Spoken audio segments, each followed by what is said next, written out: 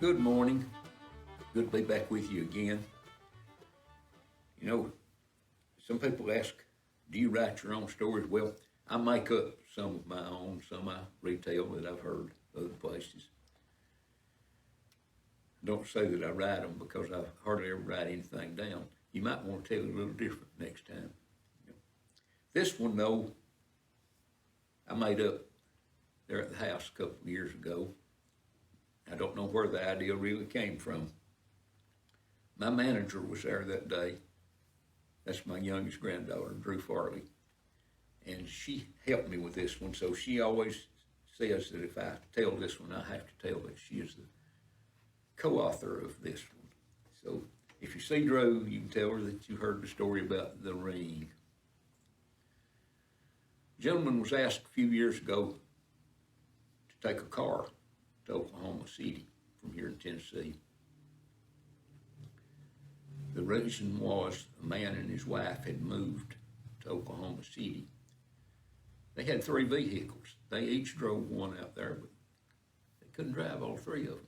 So they asked this gentleman, would he take this car to Oklahoma City for them? To just take your time getting there, be all right. We'll buy you a bus ticket back. So that worked good for him. He wasn't doing anything, so he drives out there. He's going through Arkansas. He'd been on the interstate till he gets over past the Tennessee River. He decided, I'm going to get off and get on some back roads and see some country that I haven't seen before. I've got all day or tomorrow or whatever to get there. No hurry. So he starts driving down these back roads. He tops over a little hill, and here's a pretty little town laying in front of him. Off to the side, there's a strange looking hill that's round. It's just but it's pretty high hill. It's quite big around, bigger than it first looks. Sitting on top of it is a house. He can tell just by looking at it. He's not that close to it, but he can tell that it has been a really magnificent house at one time. But it looks like it's about to fall down now. Well, it kind of piques his curiosity. He goes on down into town and he stops there at a restaurant, goes in, get him something to eat. He's talking to the waiter at the restaurant. He says, out this window here is a hill over there. He said, yes, that's called Plunkett's Hill. Oh, yes, said, years ago, there was Mr. and Mrs. Plunkett that moved in here. Nobody really knew for sure where they came from. They didn't have any children. They were getting on in years. Very nice couple. But they kind of kept to themselves. They came out and visited with people, but they built that big house on that hill and they lived there. And they were very, very nice people. Mr. Plunkett never came out without a suit and tie on. We all figured that he might have been involved in banking or some type of business where he dressed up. Miss Plunkett always dressed. They always wore black, both of them. She'd wear nice black dresses. She didn't wear any jewelry on her hands. Now, she had lots of necklaces and bracelets, but on her hand she had a really wide wedding band. That was the only ring that she wore. Mr. Plunkett had one similar to it. He always wore a black suit, white shirt, and a black tie. But he wore a gray hat, always. And nobody ever asked him what the reason for that was. He had an A-model roadster, a very nice A-model roadster. When they lived around here, the A-models were pretty much a thing of the past, but he kept his spotless all the time.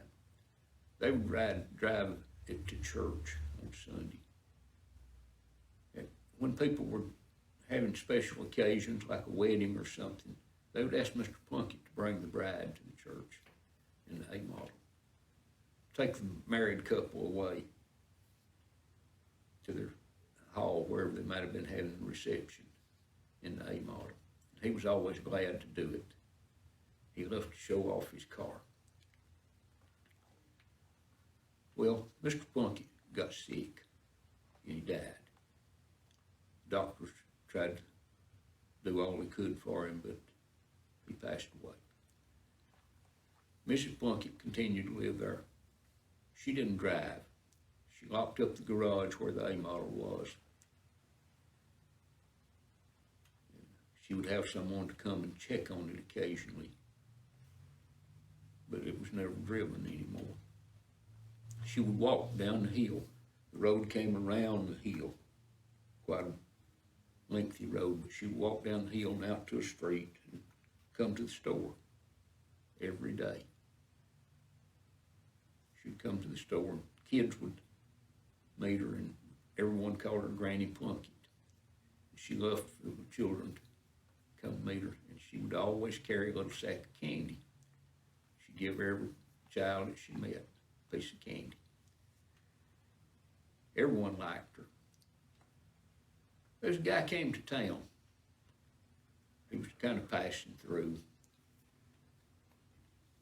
His name was Axel. He appeared that he probably had been a pretty tough guy, but he hung around town there, and he asked a few questions along. Who is the old lady in black that comes every day with a little basket on her arm? Some says Miss Plunkett, she lives up on that hill there. Oh, so he assumes that she's probably wealthy. He hangs around town there for several days and inquires about jobs, but you can tell he's not really wanting to work at anything. One night he gets a taxi to take him out down the street there to where the road turns off to go up. But he doesn't get out there. He tells him, I'm meeting a guy right down here. And he gets out of the taxi. Well, he walks back up the road after the taxi leaves. He walks up the hill, slips around. He eases up on the porch. Expects the door to be locked. He's brought along a little tool to unlock it with. The door's not locked. He eases in. He begins to look. The house is not furnished fancy like he thought it would be. There's not a lot of expensive stuff sitting around. It's pretty plain inside the house. He goes on and he eases on into the dining room. There is a dining table, chairs. Well, they probably got some silverware. He opens the drawers. Really? Not anything remarkable there at all. Excuse me. He goes on down the hall. He can hear snoring. But he tiptoes as best he can and gets into the room where Miss Plunkett is sleeping. Very plain room. He has a little pen light flashlight. He's looking around. And he moves over to the dresser. Opens the drawers. There's just some clothes. There's nothing. No expensive jewelry laying around or anything. The more he looks, the less he finds. He's beginning to get disgusted, and he steps backwards, and the floorboard squeaks real loud when he does. Miss Plunkett comes awake, sits up in the bed, and says, "Who's there?" And he tells her to lay down and shut up. Well, she surprises him. She's a rather tall old lady. She's old. She's still very strong. She comes out of that bed and hits him like a mule kicking. He about goes down. And she grabs a hold of him, throws him into the floor and begins to beat on him. Well, he hits, and he hits her in the throat. And it causes her to choke. And in just a second, here Axel is something he had not intended to do at all. He's killed this lady. So he takes the ring off of her finger. He thinks, well, I'm going to get something out of this. He heads down the hill as hard as he can run.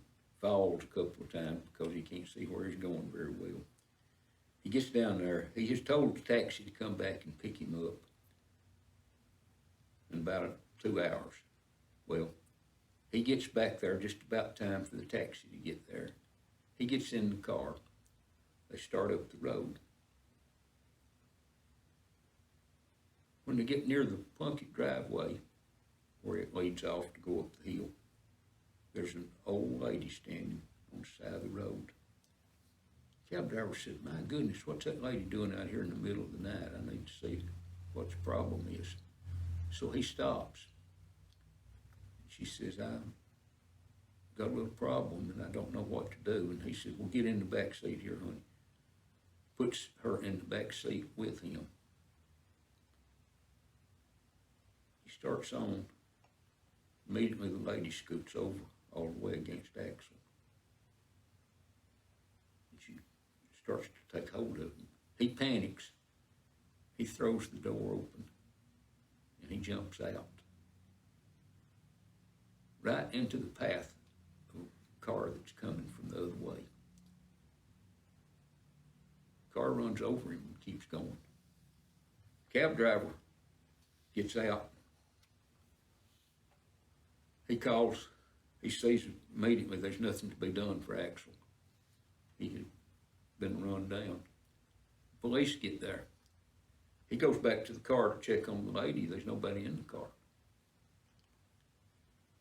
He tells the police, he said, I picked this man up down there at the crossroads. He had asked me to be back here and pick him up. And we picked up a lady. Seemed to be a very elderly lady. And she didn't say a whole lot. She said she had a problem. She didn't know what to do. And he said, I thought she might be kind of disoriented. But I put her in the back seat. For some reason, this guy jumped out. I was probably running 30 miles an hour. He jumped out of the back door. But he jumped right in front of this car. Well, did you see the car? Yes, that's another strange thing. It was an A-model Roadster. There was a man driving it. It had a gray hat pulled down. I saw that much in my headlights. But he didn't stop. I don't know where he went. Well, it shouldn't be too much trouble to find an A-model Roadster. But they didn't find one. Well, the next day, Miss Plunkett didn't come to the store. They get concerned about it. The owner of the store tells the chief of police, said, Miss Plunkett's not been down today. Said, reckon you need to go check on her. He said, yeah, go with me. You know, we'll ride up there and see. So they drive up the old road. It's pretty rough, but they managed to get up there. They go in. It's obvious the house has been broken into and things are kind of scattered. They go into the bedroom. There's Miss Plunkett's body on the floor. She's dead. They call for the undertakers to come and get her. When they're loading her onto the gurney to take her out to the hearse, they notice one hand is clutched real tight. The undertaker opens it. In her hand is her golden wedding band.